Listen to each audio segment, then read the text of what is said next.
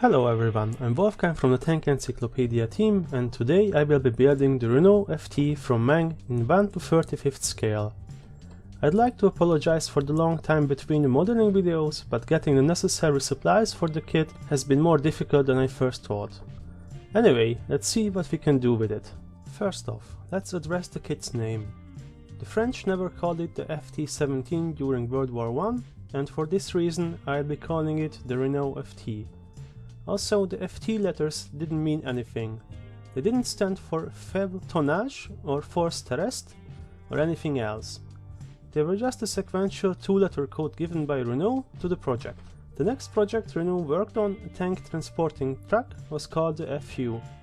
This is only fitting since that's how I felt at some points of the build. Building the interior of this kit is the first step for this build. Fortunately, the instructions are quite clear, and this first part is quite easy. Meng only included the interiors of the turret and the driver compartment, but the engine can be bought separately if you wish to include it in your build. What is included, however, is a beautiful base for a small diorama. I'm building it off screen, but rest assured, a separate video on diorama basics will come in the future.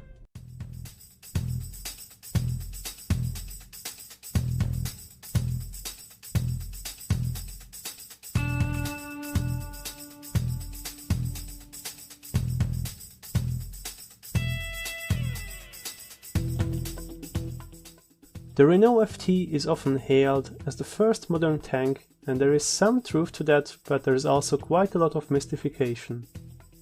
Yes, it was the first turreted tank to be mass-produced, but it was definitely not the first tank to be designed or built with one.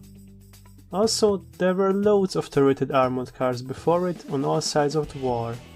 Turrets were not a new thing in 1917, they were being mounted on warships since 1859.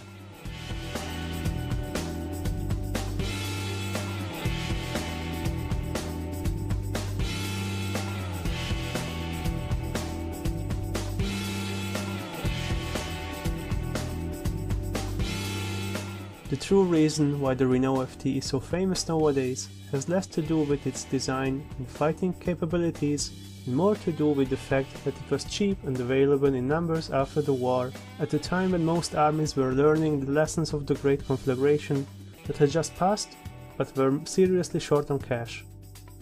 This meant that everybody and their dog got a Renault FT. Just to give you an idea, out of the 10 states with the largest economies of the world right now, 8 of them used Renault FTs, or one of their derivatives. And for 6 of them the FT was among their first and most numerous tanks in the 1920s. This also meant that a lot of nations either shamelessly directly copy-pasted the Renault FT, such as Italy, the USSR and the US, or used it as a foundation from which they developed their own armored ideas and designs. In order to make the interior of the vehicle realistic, I sprayed a base tone to the whole tank with a dark metal color obtained from mixing two paints. Once that was done and the paint had time to dry, I sprayed a layer of clear varnish for the chipping effect I did later. Next I sprayed on some regular hairspray and left it to dry for a few minutes. Afterward I sprayed the off-white and green color that was used for the interior of the vehicles at the time. The chipping was done with a soft brush with regular tap water, which I used to remove bits of the off-white color. If you take away too much, just respray the top color.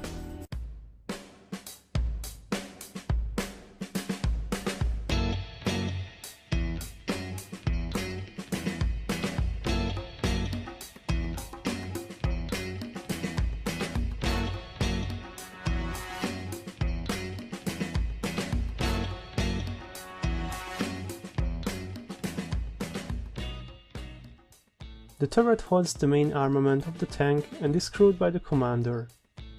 There were 3 types of turrets mounted on the Renault FT, and ours has a polygonal riveted one made by the Berlier company. The small cupola at the top allowed the commander some vision, but he couldn't get out through it. It was too small, but he could access the vehicle through the small doors at the rear of the turret. The cupola hatch was also very useful for using signal flags. which was pretty much the only way to direct tanks during World War I and for the time afterward.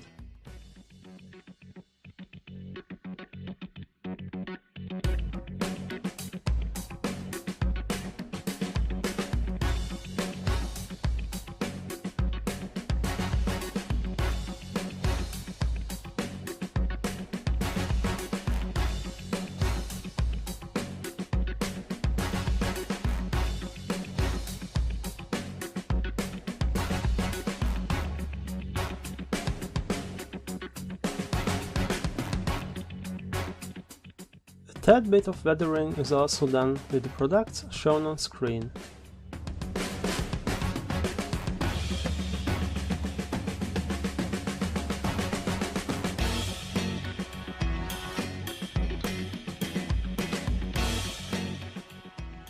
Next part is assembling the suspension and the running gear. I will spare you the cursing, shouting and demonic incantations it has taken to get it right, but the end result is definitely worth it. The wheels are all movable and the suspension works due to the included metal springs. The same tediousness also applies to the turret. The sheer number of armor plates that are provided separately can be a pain in the butt, and you will load it during the build, but it opens up possibilities for the diorama. You can build an exploding vehicle or open up turret to show off the interior. My advice is to take your time, put on some relaxing music, have your favorite drink ready and stop if it's getting to you.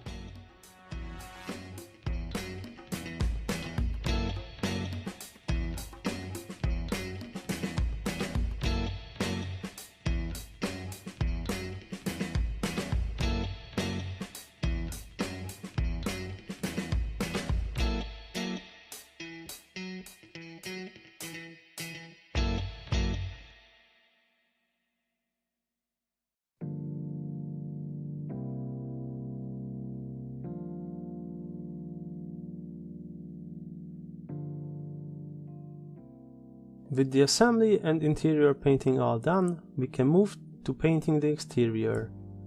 I have decided to build the famous 5 of Hearts FT since Tank Encyclopedia has a beautiful illustration and the kit contains the needed decals. This tank was used by the Americans. I used the book French Light Tank Renault FT and US 6-ton tank M1917, written by an excellent author whose name I don't want to butcher.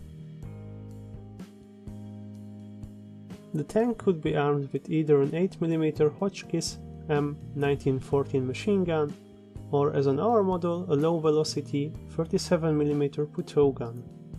The gun was very good at dealing with enemy infantry and machine gun emplacements, which was its main job during the First World War. It, however, far outstayed its welcome and was still being mounted on frontline tanks during the Second World War, something that didn't go especially well for the French. Now, as mentioned, this tank was actually used by the Tank Corps of the American Expeditionary Forces. The Americans received the first FTs in March 1917, and by September the same year they were in combat. This particular vehicle I am building was part of the 344th Tank Battalion and was photographed in service on 12th October during the fighting in the Argonne Forest as part of the larger Meuse-Argonne offensive. The offensive saw a large toll on the vehicles of the American Tank Corps, with just a little over a third of the Renault FTs being operable in October 11th, just 2 weeks into the 47-day long offensive. In order to get the paint scheme right, I ordered some masking putty, which was the main reason the video is only out now, since it took a while to get here. Using it is as easy as it gets. You can make hard-edged and soft-edged camo without the risk of overspraying, depending on how you apply the putty on the needed areas. In this case, a hard-edged camo was used, just as on the real tank. The scheme turned out a little bit off due to this being my first time using the material. First, I sprayed sand yellow color on the whole tank, masked the parts I want to keep like that and move on to the brown color. After the brown is dry, I mask the parts I want to keep like that and move on to the olive green. Once the painting is done, the putty can be removed immediately without paint sticking to it and without it leaving residues. The only issue I encountered was a small part of the kit that was ripped off when I removed the putty, so make sure every bit of your kit is glued in well. Nothing that a touch of superglue couldn't fix though. The masking putty is a much needed help. The pure satisfaction to remove it and see the paint job come to life is absolutely worth those 15 minutes of masking the vehicle. I can compare the satisfaction levels to that of popping bubble wrap. It takes the stress off the suspension building right away.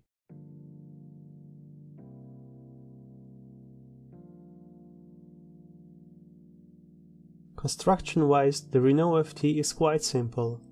It had a 40 horsepower Renault 4-cylinder engine in the back, which given the tank's weight of only 6 or 7 tons, gave it a very good power to weight ratio. However, due to the suspension design, it could achieve only around 7 km per hour, which was fine for crossing no man's land in World War I, for which it was designed. The suspension consisted of 9 road wheels on each side, mounted on bogies, which had a suspension which was quite the thing at the time. The drive sprocket was at the back and a very large sprung idler was at the front. Its size would have helped with crossing and climbing obstacles, as would have the small tail at the rear of the vehicle.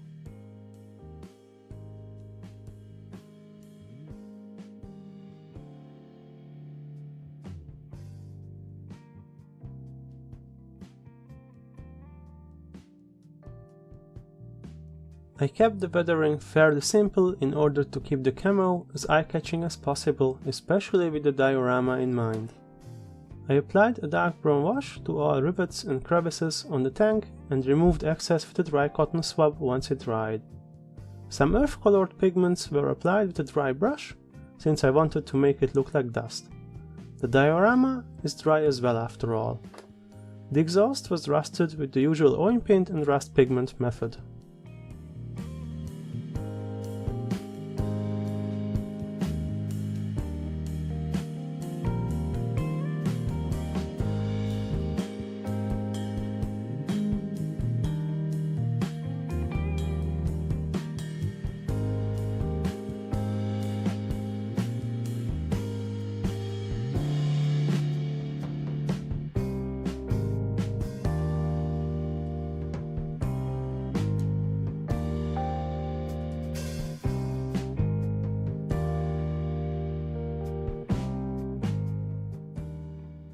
The conclusion is more complex than usual. Meng created a really nice kit, but the turret and suspension were quite frustrating to build. This may or may not be redeemed by the fact that the suspension and tracks are fully workable and the tracks only have to be clicked together. I will let you decide on that. The fit, however, is excellent and makes the before mentioned sub-assemblies buildable. The kit excels at detailing and build options with the included diorama base and the model 1914 light machine gun, which can be put in the turret instead of the 37mm Puteaux gun. I highly recommend visiting the Tank Encyclopedia site to have a look at different versions and color schemes if you want to experiment.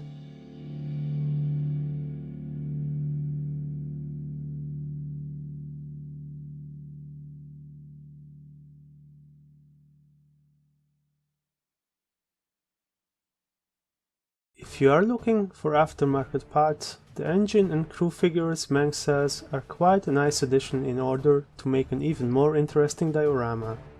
Otherwise, the kit is well detailed and contains workable tracks and PE parts.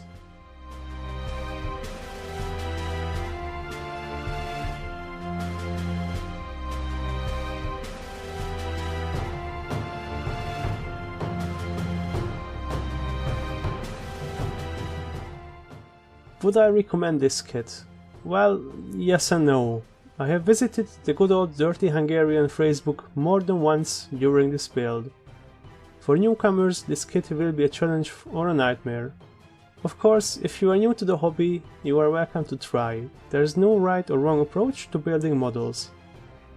I don't recommend this kit for people that want to make a quick or easy weekend build. For everyone with some experience in making models, go for it. It's a nice looking World War I tank, which is a good addition to a collection, and the price is excellent, about 30 euros.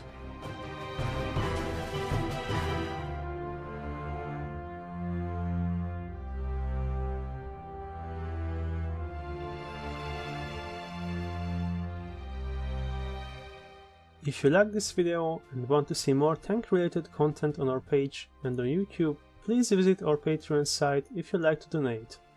For more interesting content, visit one of the shown outlets. Thanks for watching this video. Next time we will take a look at a real classic, the AK of the tank world.